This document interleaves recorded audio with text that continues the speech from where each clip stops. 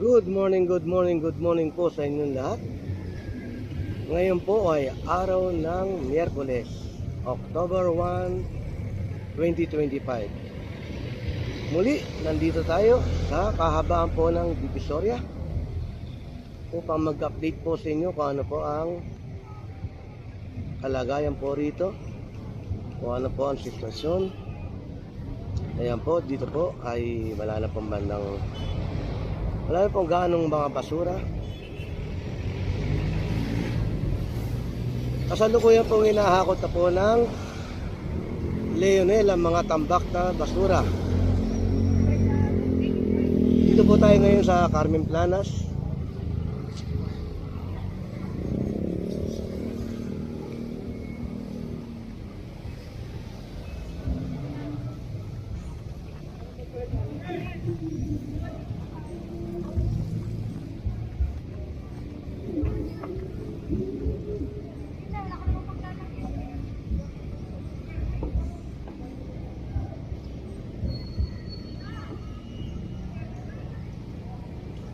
Katawang din po sa paglilinis dito sa kahabaan po ng Divisoria ang masisipag po nating mga DPS sweeper.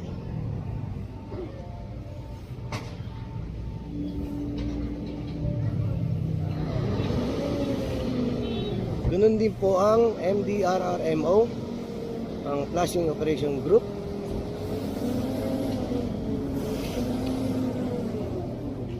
Dahil pagkatapos pong mahakot ang mga basura rito ay ipa-flushing po nila ang kahabaan po ng Divisoria. Ayan po, yan na lang po mga natitirang basura.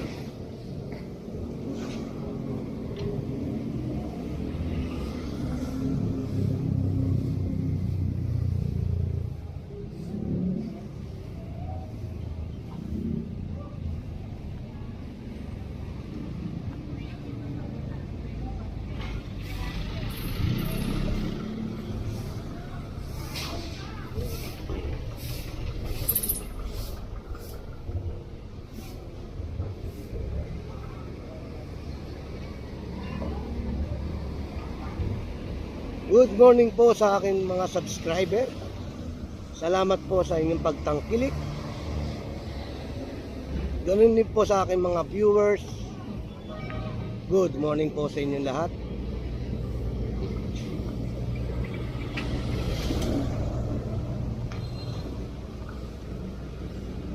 Ayan po ang mga magigiting natin mga vlogger, ang mga sweeper.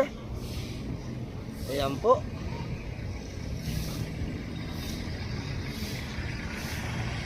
Puntahan natin ang flushing operation team na naghihintay po ng hudyat.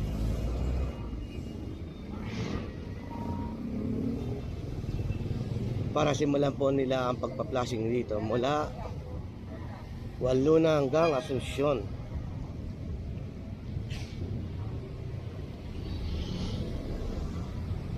Ayan po sila, nasa kanto po ng Waluna. Sa area po ito ay wala na pong gaanong mga basura. Dito na lang po sa kalagitnaan po ng Pilaya hanggang Carmen Planas. Mamaya po saglit ay magsisimula na po sila. Ipa-flushing nila ang kahabaan po ng Divisoria. Shoutout po pala sa mga masisipag nating mga DPS, lalo na po dito sa Divisoria. Masisipag po nating mga sweeper. Ganoon din po sa mga Lenel na mahakot ng basura. Shoutout po sa inyo.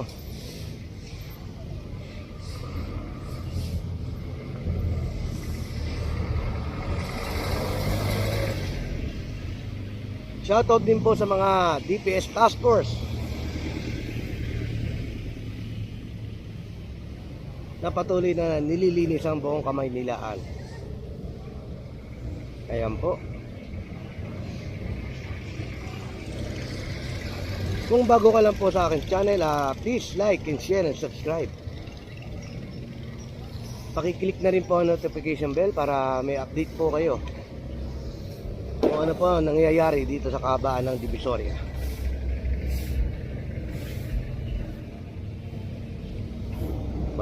Panoorin niyo po hanggang dulo ang kaganapan dito, kung ano po ang resulta na mangyayari pagkatapos po ang paglilinis, paghahakot at pagpa-flushing. Ayan po.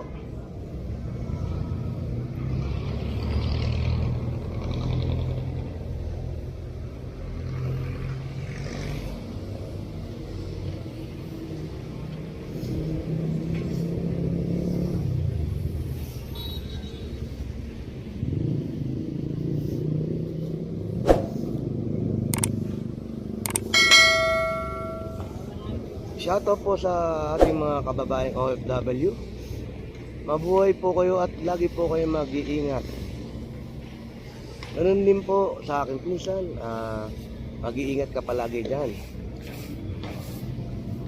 Tingnan natin diskarte ng Lenel.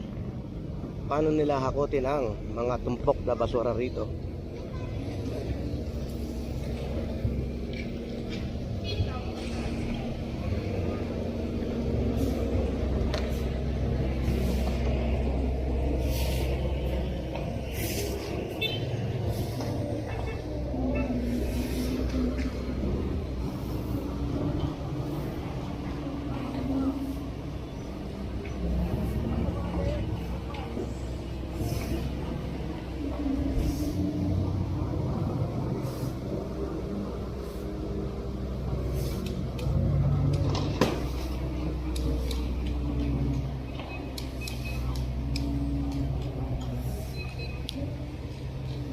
Galing ng diskarte ng Lenel.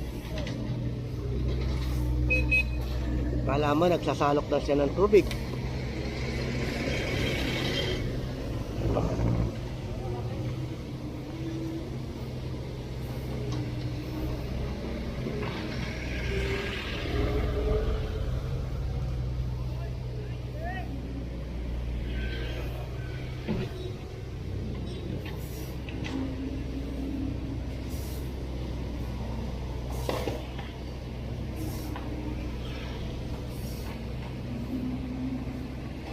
Ito po ang kaganapan dito sa Divisoria.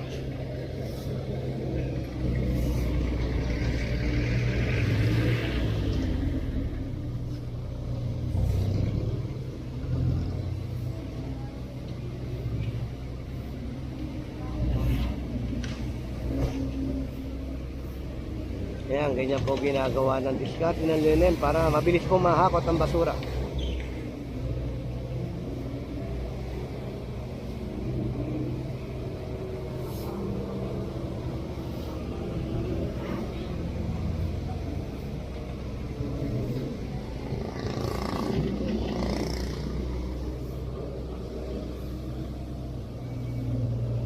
Balikan natin ang mga DPS sweeper kung ano naman po ang kanilang diskarte.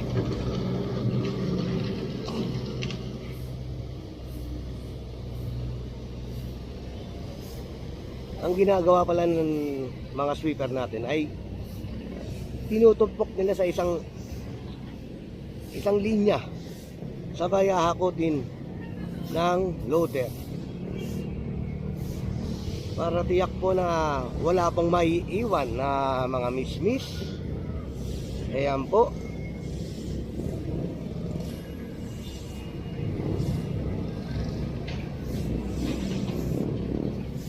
Yung mga maiiwan naman po ay dadakutin naman po yan.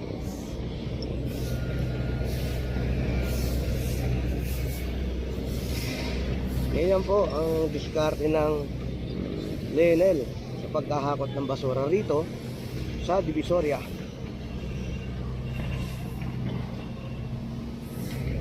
Pupunta naman po tayo doon bandang Carmen Plana sa Santo Cristo kung ano po ang sitwasyon, kung mayroon po bang natitira pang mga basura or mga kalat.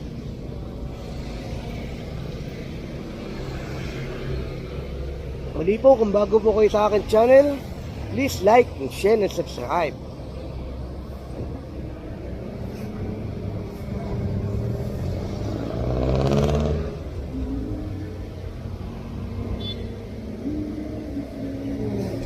Good morning po sa manonood ko. Lagi din po kayo mag-iingat. Ayan po, dito po tayo sa may Carmen Planas. Halos wala na rin pong mga kalat dito.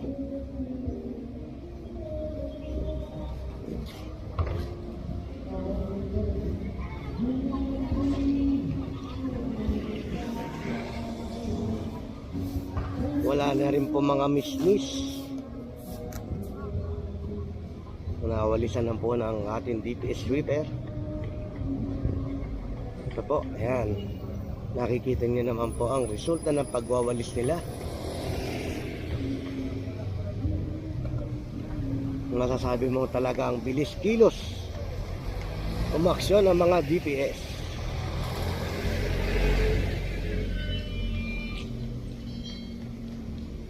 Ayan po.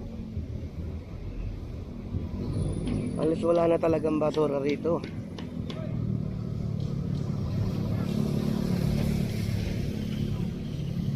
Ayan. Ito po Santo Cristo. Ayan.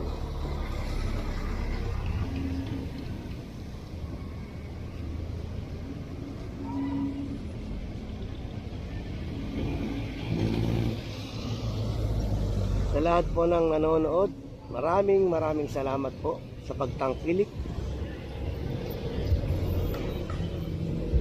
Sa bago pong mga nanonood,